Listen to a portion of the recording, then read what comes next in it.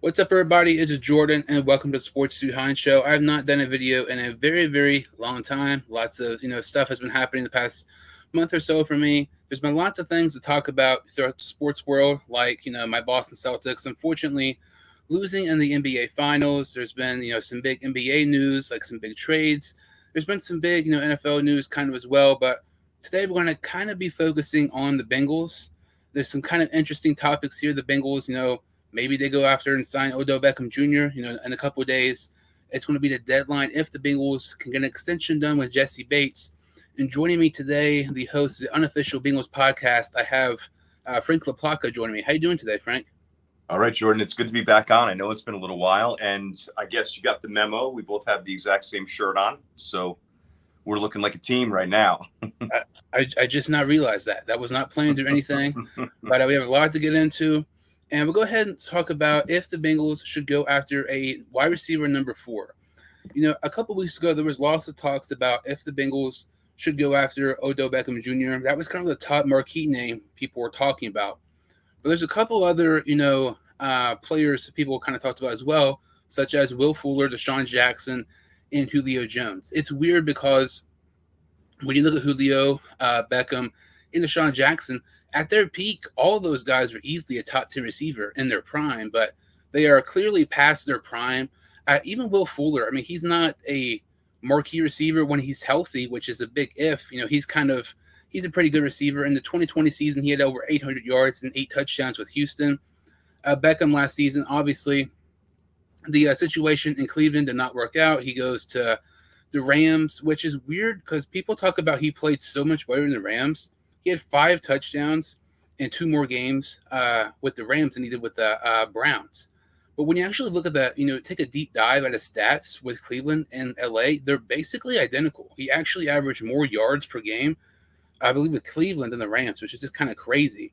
But then you look at Julio. I mean, this last season was his first year out of Atlanta. Did not work out with him. He played just 10 games, only averaged like 3 catches a game. And it's interesting. I mean, Deshaun Jackson, he's going to be 36 by the time the NFL season would end. I don't think that makes much sense. I would totally be for the Bengals signing a number 4 receiver because, obviously you're the best trio in the NFL. But when you have guys like, Trent Irwin and some of these other guys wide receiver number 4, some of those other guys are more so special teamers. I would rather have a guy who's reliable and who can step up if he has to and play that wide receiver number 4. I know lots of people want Beckham. I'm not really for them signing Beckham. I think it's a distraction. I don't think it's a coincidence. When he was with Cleveland, they struggled a lot. Even with the Giants at time, they kind of struggled a lot as well. I wouldn't mind Julio Jones. I know he's up there in age. He's not what he used to be. I wouldn't even mind Will Fuller. But I'm not really on the Beckham train. But I would be all for the Bengals ended up signing Will Fuller or Julio Jones as their wide receiver number 4. Yeah, I think it's a fun topic to talk about as far as like getting another name receiver in the room, obviously. But it does feel like a chemistry killer in all regards. Julio Jones, he's a quiet guy. He was a great receiver back in his day, but it's almost like you could almost bring AJ Green back as opposed to Julio Jones and kind of get the same production at this point in their careers. So I don't know if he's a viable option anymore. The injuries kind of creep in. Deshaun Jackson, another from that. Deshaun Jackson's another one who's a little bit of a chemistry killer too, in my opinion. And obviously Beckham, he has the potential to destroy that room. And I know Boyd is maybe 27 or so, but that's a pretty young receiver room. And I don't know if I like the thought of bringing in a veteran who's been in other places and might want to try to be like the leader of the pack in the room. Maybe not the best guy in the room, but like the biggest voice in the room. I like Fuller the best out of that whole list. I mean, it's a deep threat. He probably comes cheaper than the rest. Probably has a little more mileage than everyone else except Beckham, but Beckham's not going to be ready till late in the season. But I don't know. The Bengals have, I don't have the exact number, but probably around 8 to 10 million left to spend. And I'm almost wondering if they're going to bankroll that and either roll it into next year for some of those big contracts like Burrow and Higgins and Logan Wilson, or if they're going to save it for when the season starts or as the season draws closer and maybe grab that backup defensive tackle, that 3 technique that we all talk about, or maybe a veteran backup offensive lineman. We've in the past talked about maybe a Reef or a Spain type. So it's a fun thought to think about that fourth wide receiver, but I don't think they're going to do it. And they do like the guys they have. They do like Mike Thomas, who I think can be productive in a limited role.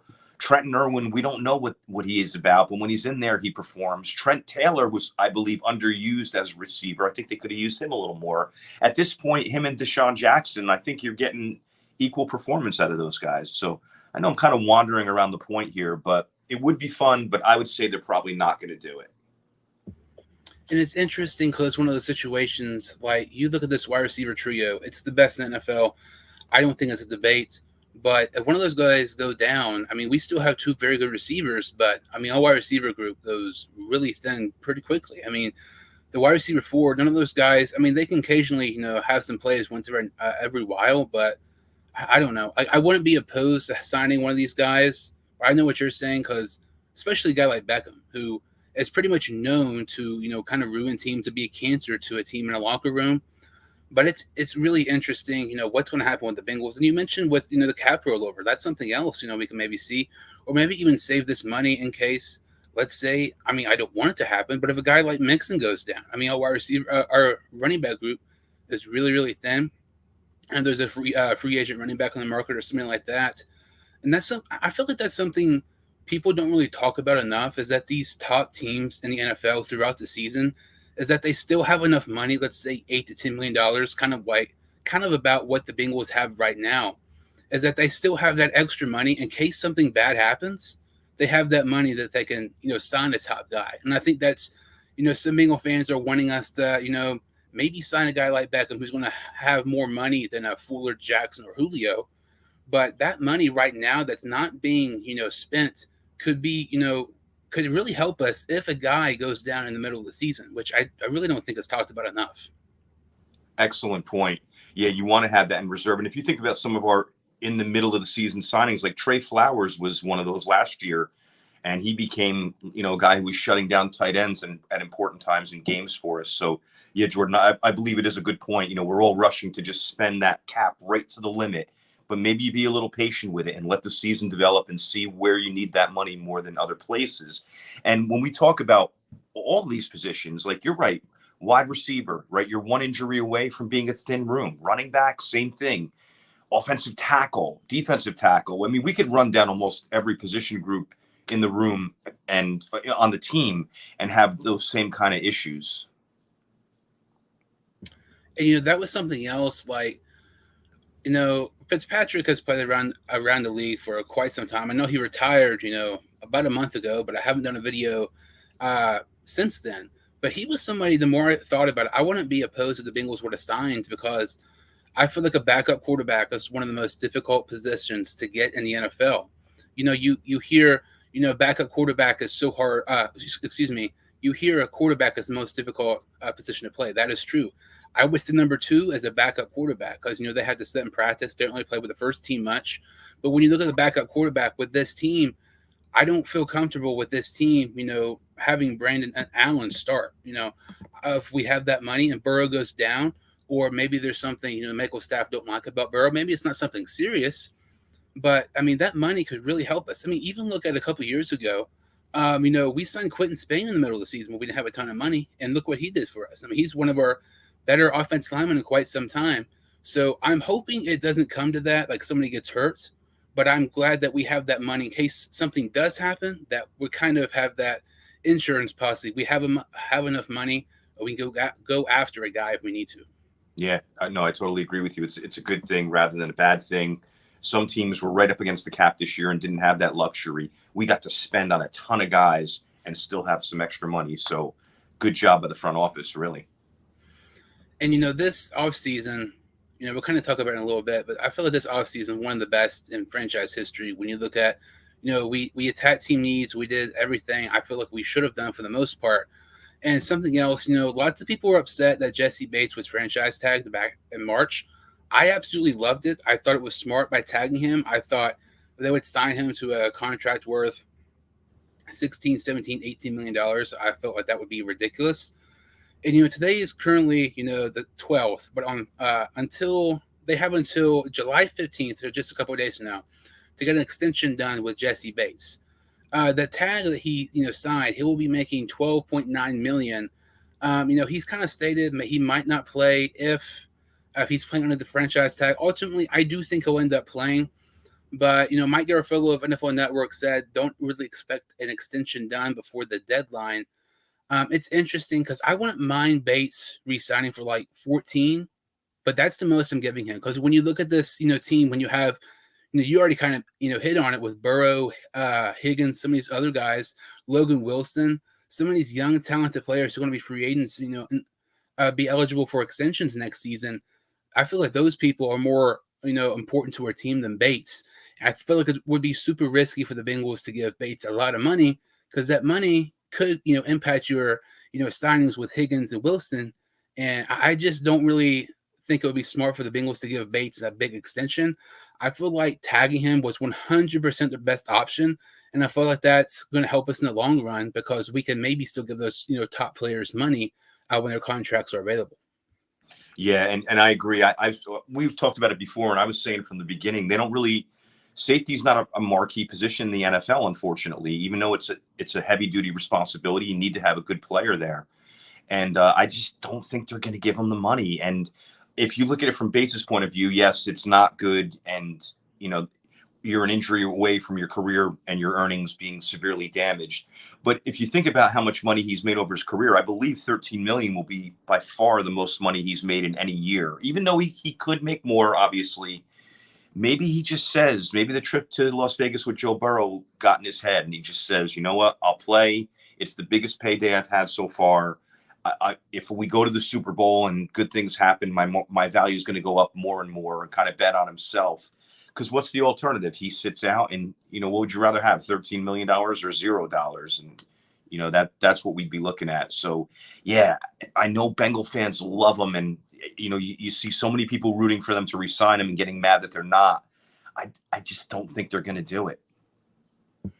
And when you look at, Bates, it's interesting because, Minka Fitzpatrick recently signed an extension, and that definitely helps Bates's case for getting more money because Fitzpatrick's contract was a big contract. And something else people haven't really talked about much at all. One of the last posts I posted on the Bengals page was that when you look at the agents between Jessie Bates, there's an interesting connection. He shares the same agent as Deshaun Watson's agent. And look what Watson's agent helped Watson do. I mean, Watson is under all these investigations, and he had over $200 million in guaranteed money. I feel like that agent, I cannot remember his name. I feel like if he can do that, I definitely think he's talking to Bates and like, I can get you this guaranteed money. I can get you so much money. That's something else. The Bengals have not been a team to give a lot of guaranteed money in years past. You look at Trey Hendrickson. When he signed with the Bengals, the guaranteed money was not much at all. And that was a big reason why Carl Lawson decided, to sign with the Jets. There was not much guaranteed money there. Hendrickson ended up signing instead. That's worked out really, really well for us so far. But it's interesting with Bates. I think he'll end up playing. I think it would be stupid if he doesn't, because look at Le'Veon Bell. He's one of the last players who ended up setting out an entire season. And that, extension came back and bit him in the butt. I mean, he did not get more what he thought he was going to get, what he wanted, and he just underperformed. By not playing football the whole year, you're not getting these reps and stuff like you normally would. And I think it would be in Bates's best interest to play this season and see how the next following offseason goes. Yeah, Jordan. And when you think about the Bengals schedule, we have 5 primetime games. So it's really, as long as Bates isn't afraid of getting hurt and his agent just says, bet on yourself, play this year, big money's going to happen. He's going to get to play nationally on 5 games. The Bengals are probably going to the playoffs, so he's going to have that national attention. The Bengals have a crack at the Super Bowl, let's be honest. I mean, you and I believe with our hearts they're going back, but a lot has to happen. But if you think about all those things, he's going to have so many chances to put his talent on display. And, just Jesse, if you're listening, just play the year. It's easy for me to say. I'm not the one who's going to get my body broken up, but play. We need you. It's going to be good for the team. It's going to be good for your future. And so I'm reaching out. And if anyone out there knows Jessie Bates, tell them that we said so. It'd be very interesting to see, what happens with the Jessie Bates situation. And you brought up an interesting, thing. They were talking about, the Bengals I mean, it's still freaking crazy. They were in the Super Bowl this past season. No expectations to go to the Super Bowl. But okay, let's say there's a situation. What do you think is more likely with Burrow as the Bengals quarterback? That the Bengals go to multiple Super Bowls or the Bengals don't go to another Super Bowl? Multiple Super Bowls. I don't. I know we sound like homers, but we see the talent. He's like a young Tom Brady right now, with all the skill on the field and the intangibles off the field. He comes in year 2 after destroying his knee, and most players you'd just be hoping that they get through the season and be semi-functional. And he's the second half of the year, he's like the best quarterback in football stat wise, and obviously on the field you see what he's doing. He's creating wins. Yes, multiple Super Bowls for Joe Burrow. I would agree with that, but it's one of those things like I do 100% believe we'll go back to multiple Super Bowls as long as Burrow is our quarterback. But it's one of those things like, holy crap, you start looking at this AFC just in general. There's literally only like 2 teams in the AFC who, in my opinion, aren't playoff contenders. I mean, you said we'll probably be back to the playoffs. You look at this AFC North division, there's not a guaranteed win in any team in the AFC North. I mean, yeah, the Steelers lost Roethlisberger. You don't know what's going to happen with the Browns, but I mean, the Browns swept us last season. I mean, the Steelers, Roethlisberger had his worst year ever, and they still managed to go to the playoffs. Baltimore will be better because they were so injured last season. But it's a interesting question and interesting topic. But I do think we'll go back to multiple Super Bowls. But it's one of those things like everybody thinks we're going to be back this season. It's very hard to go back to the Super Bowl back-to-back years. It's not. It does not happen as much as people think. I know this team is going to be improved somehow, some way, despite we are so great last season. But it's going to be very interesting. Ultimately, I think, yeah, I agree. We'll be in multiple Super Bowls opposed to 0 as Burrow as our quarterback. And it's just so crazy. Like 2 years ago, we were just hoping to win 1 Super Bowl. It's because we haven't won a playoff game in over 30 years. And now, we're so freaking greedy now. We already have 3 postseason wins. And it's crazy what happens when a franchise quarterback can change your franchise. For a while, like, it was so difficult to be a Bengals fan, and then all of a sudden, we have one of the brightest futures in the NFL. It's so weird because we're not really used, to this and everything. Yeah, last year was a total shock, and I'm still in disbelief. I just can't believe we went to the Super Bowl. It just wasn't supposed to happen that quickly. And Jordan, you do bring up a good point. No matter how talented our roster is, no matter how talented Joe Burrow is, the coaching staff, whatever you want to say, a lot of things have to go right for you to make it. If you think about this year, the season that just passed, we were fairly injury-free to our major players for the most part. And then you had a couple moments in games that saved the season, like the Jermaine Pratt interception against Derek Carr at the goal line was huge. Even the Khalid Kareem strip of Drew Lock when they were about to go in, like you're talking, and all the 50-yard field goals to win, like any one of those plays. And you could say this for any team, but we had a lot of plays that if they just went the other way, we might not have had the same record, might not have had the same success. So you need to be a great team, but you also need to have a little bit of luck too. And for some reason, just everything lined up for us. We had opposing kickers miss field goals or extra points at the right time. Stopping Derrick Henry, a backup like Johnston stops him at the goal line at the 2 for the 2-point conversion. Just plays like that were like too many of them in one season. All the Jamar Chase stuff, obviously he's going to be a phenomenal player, but just a lot of, unique plays that happened that made that path possible, that no matter how good we are next year, maybe we don't catch all those same breaks, or maybe one of the other teams catches more of those breaks than us. And you're right. You're not going to roll through the AFC North. The Browns seem to be our toughest opponent in the division. If Brissett is quarterbacking, maybe it's a different story, but there's still a lot of talent on that roster. The Ravens, you can never count out. It's a well-coached team with a lot of talent. They drafted very well. And the Steelers, quarterback is a mystery for them, but they have some good skill position players, and they have a smothering defense. You can't forget about that defense. They're going to probably win some games this year, like 13-9 or 20-10, that kind of thing. So, yeah, agree with you on all points.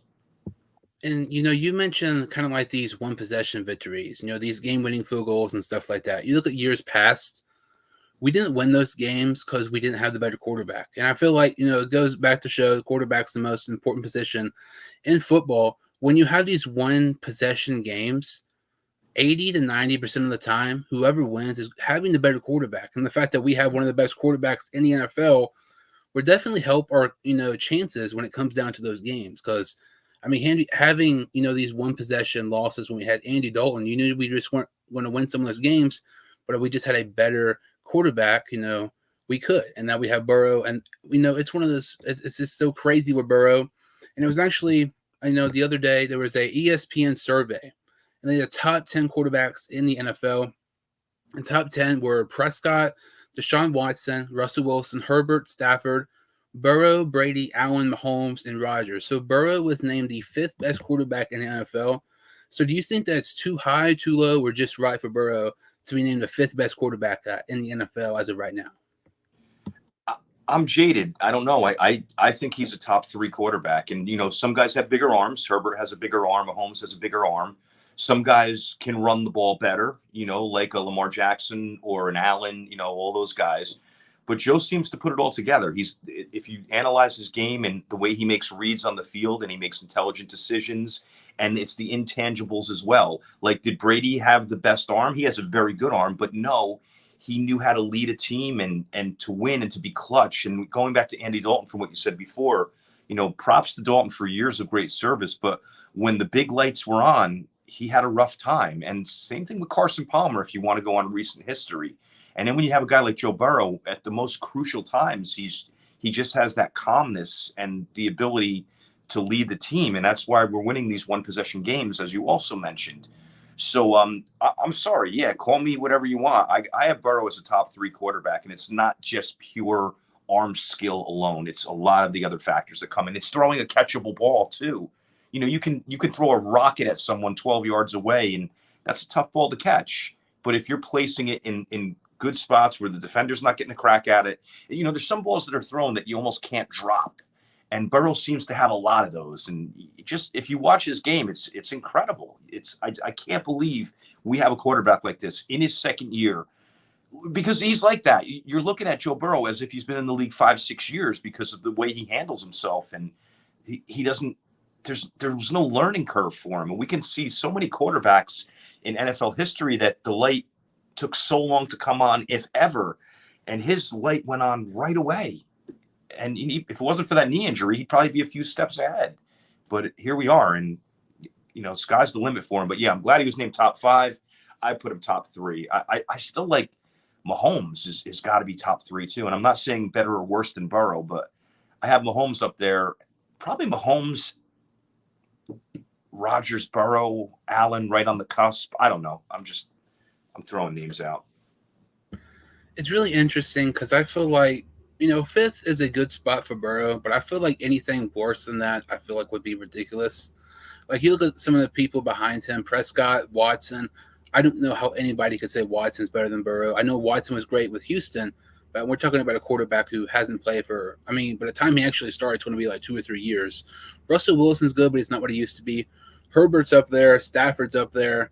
But Burrow at number 5, I know this sounds kind of weird. I would probably put Burrow ahead of Brady. And I know, it's weird because Brady's the best quarterback of all time. But put Brady on this Bengals team last season, they do not do nearly as good. Because, Burrow was the most sacked quarterback in the NFL, and look what he was able to do. You put Brady with the Bengals last season, call me crazy, it's not a guarantee we make the postseason. As great as Burrow was, Brady, obviously, he's mobile. He's as mobile as a tree. He does not move at all. And I don't know. I would probably put Burrow ahead of Brady. Allen, Mahomes, and Rodgers, I would put Mahomes above Burrow. I would put Allen above Burrow. Rodgers is weird. He's one of those quarterbacks who, just when you think he's the best quarterback in the league, he has the absolute dud performance in the playoffs that he's had the past couple of years. So I would probably put Burrow 4 behind, in no order, Allen, Mahomes, and Rodgers. But Burrow in the top 5 is right. Having him 5, I'm okay with that because you're going to have the greatest quarterback of all time be only one spot ahead of a quarterback who, we have a starter quarterback. I'll take that any day. But I'm I feel like 5 is a pretty good spot for Burrow. Anything less, I feel like it's ridiculous. I could totally see him being 4, maybe 3, but I don't think how anybody could say he's number 1 or 2 yet. He's great, but I don't feel like we've seen enough compared to some of these other quarterbacks in the league. And with Brady and Rodgers, you have two veterans that have had a lot of success in this league. If they got sacked as much as Joe Burrow did, obviously they have older bodies. They probably wouldn't have made it through the whole season. But don't you feel like they would have been like calling out their offensive linemen constantly and destroying team chemistry? That's another thing we overlook about Burrow. He got assaulted, and there was times where some of the guys on the offensive line did not even deserve a game check for their performance. Super Bowl being one of them. We may have lost Jordan, but I'm going to ramble on this point for a second. And, you don't see Burrow calling out his teammates, and that's a big factor in leadership. And you look at some of the other guys on that list, like Lamar Jackson is that type. If he's getting taken a pounding, he's looking at his teammates like, what are you doing? And we didn't get that out of Joe Burrow. So that's a major hidden asset that you have with someone like that. And getting sacked that many times, we didn't even factor that in to be that successful and hit that many times. Like going way back to David Carr, he was damaged goods because he got hit so much in his first 2 years, and Burrow is just on the rise. And when you look at it, you look at games, Tom Brady would like yell at his offensive line a ton. He might get sacked like 2 times a game or something like that. When he was in New England, he consistently had one of the best offensive lines in the league. And you constantly see him like yelling at his offensive line. You talk about chemistry. You never really see that with Burrow, this past, despite taking absolutely should. But it's really interesting. And I mean, hopefully, next season he'll be in the top 3, maybe even number 1, how the season goes for the Bengals. So when you look at this past, in this offseason, like I said earlier, this is one of the best offseasons the Bengals have ever had. I mean, they signed Leo Collins, they signed Alex Kappa, they signed Ted Karras, improving his offensive line so much. Like I said, Burrow was the most sacked quarterback in the league last season. This offensive line is going to be so much better. They extended B.J. Hill to a 3-year contract. They cut Trey Waynes and Trey Hopkins. And, with them cutting both of those players, they gave us more cap space, so we were able to make some of these moves. We tagged Bates, which we kind of already talked about. But when you look at this, offseason, it was great. I mean, we gave Jonah Williams a 5th-year option. That was the only one I wasn't really a fan of, at all. I don't think he deserved that. And, we've talked about before, I'm not really – I don't get why people are so hyped up on Williams.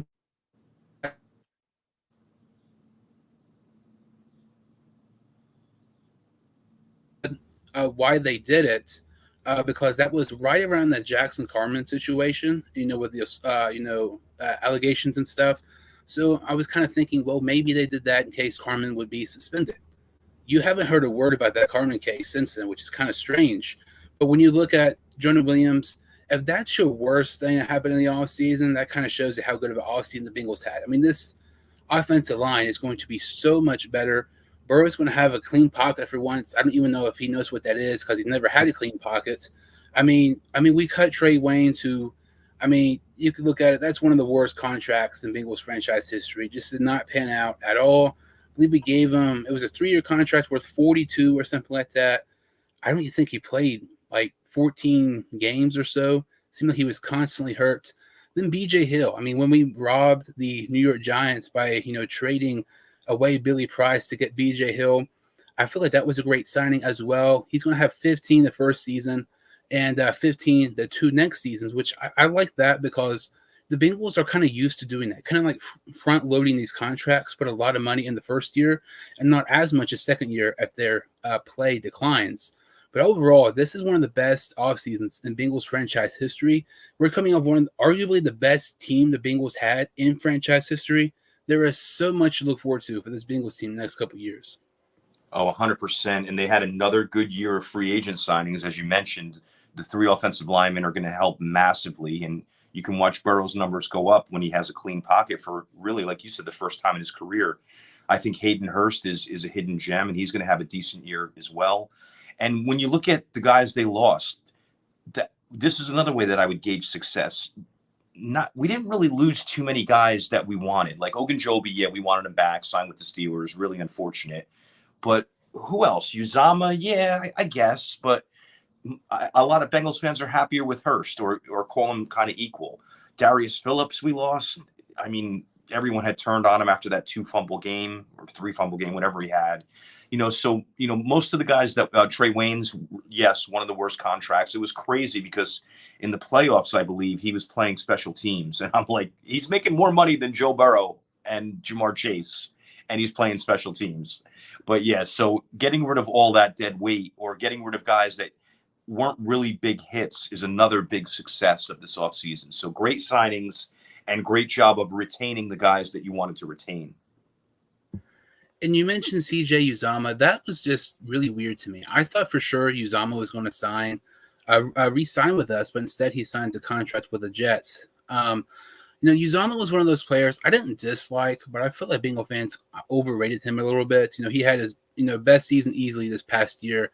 And when you look at it, Hayden Hurst, I feel like Hayden Hurst is definitely a better receiving tight end than CJ Uzomah is. Uzomah is probably the better blocker. But you can make a case. I mean, those tight ends are about equal. I mean, we're not losing a major tight end. Hurst, I think he's going to be all right for us, especially consider, how important tight ends were last year with Uzomah. But I don't know. I feel like this offseason was great. And Hurst,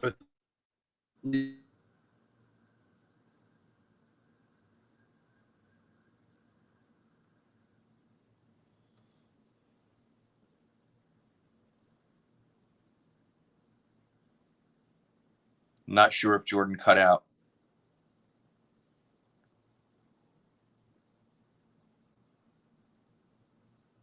But yeah, while we're waiting for him, yes, I think the same thing with Uzomah. I think he was a little bit more highly touted by Bengals fans. A lot of it was due to his personality and being so upbeat and doing all the funny things and being like a semi-leader in the locker room. So I think that was part of the attraction to Uzomah during this season. And we do say he's a better blocker than Hurst, and that is probably true. But for a man of CJ's size, I never felt that he was a great blocker. And I guess that's one of the things you take away because you figured, he's 6'6", 250, 260, whatever. He's going to be a double threat. He's a guy who can block. Just because you're that big doesn't mean that you're a great blocker. And sometimes when you're a tall tight end like that, it's hard getting leverage on some of the defensive players. Even like a shorter linebacker blitzing off the edge, that's tough if they get underneath you a lot. And I didn't feel that Uzomah was a dominant blocker. And I think we have the better player in Hurst, and we'll find out this year. Just a matter of staying healthy, but I guess that's a matter of everyone staying healthy. Can you hear me all right? Jordan, yes. All right, sorry about that. It is storming here super, super bad, and then my internet started to mess up. It was just everything started happening bad all at once. But yeah, talking about this off season, definitely one of the best off seasons we've had ever. I mean, we're having a fantastic, team this past season. A lot to look forward to in the 2022 season. It's just so crazy how much a year or so can change with you have Joe Burrow as your quarterback. But that's going to probably about do it. Kind of talking about Burrow being ranked as the 5th best quarterback in the league. Talking about the Bengals offseason, talking about the Jessie Bates situation, and if the Bengals should sign a guy like Odell Beckham Jr. as their wide receiver number 4. So, Frank, can you kind of tell us, my listeners, can follow you on social media? Yes, the name of my show is called The Unofficial Bengals Podcast, and you can find me on Twitter or Instagram at Cincy Bengals Pod. Yeah, definitely check out, Frank's podcast. One of the best, non-biased, and Bengals podcast out there. In my opinion, it's the best Bengals one. Very, very underrated. Does not get the views and recognition it deserves. So definitely go check that out. And also make sure to go follow him on Instagram as well. If you all have seen my videos before, or if you're new to the channel, make sure to like this video and subscribe. I would really, really appreciate it. Thank you all so much for watching. And we'll see you all next time on Sports Dude Hine Show.